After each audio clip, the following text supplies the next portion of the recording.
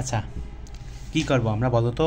আমরা হচ্ছে সঞ্চিত শক্তির যে পরিমাণ সেটা হচ্ছে আমরা এখন বের করব। তো দেখো এখানে কি কি দেওয়া আছে সেটা হচ্ছে আমাদের আগে খেয়াল রাখতে হবে, মানে আগে দেখতে হবে আর কি। ঠিক আছে, একটু বেশি বেশি করবা এই ধরনের ম্যাথগুলো, কারণ এগুলো খুবই কমন, তোমাদের পরীক্ষা অবশ্যই অবশ্যই আসবে। সিকিউ এখান থেকে আসবেই আসবে। এই যে তোমার বিদ্যুতের যে অধ্যায় সেগুলো থেকে স্থির বিদ্যুৎ বলো আর হচ্ছে তোমার যে বিদ্যুৎই বলো, যদি তোমাদের বইতে থাকে তাহলে অবশ্যই আসবে, কারণ এগুলো প্রতি বছরই আয়। টেস্ট পেপার খুলে এরপর দেখো কী দেওয়া আছে বলো।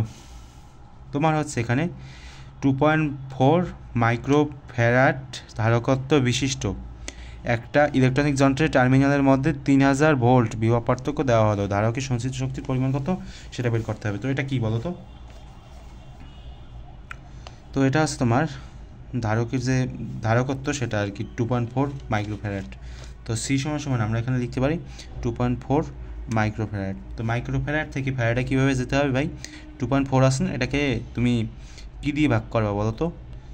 এটা দিয়ে ভাগ করবে, এই যে 2.4 লিখবা, নিচে 1 2 3 4 5 6, 1 2 3 4 5 6, 6টা শূন্য দিয়ে ভাগ করবা, তাহলে কী হবে বলো তো? এটা ফ্যারাডে চলে যাবে।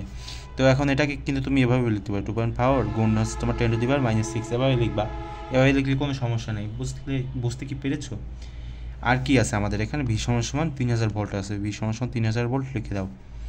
আর আমাদের বের করতে হবে সঞ্চিত শক্তির যে পরিমাণ সেটা। ইউ সমান সমান কী বলো তো? Half CB square. সি এর জায়গায় কী হবে সবাই জানো যে এটা হবে 2.4 গুণ 10⁻⁻6 গুণ ভি স্কোয়ারের জায়গায় কী হবে? 3000। 3000টা একটু নিচে লিখলাম, ঠিক আছে? কিছু আবার মনে করো না, কারণ আমার জায়গা নাই সেজন্য। ক্যালকুলেশন করো।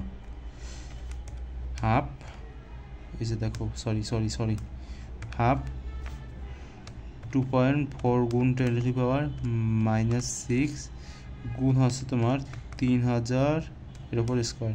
কত আসবে দেখো, একটু ডেসিমেলে নিয়ে যাই।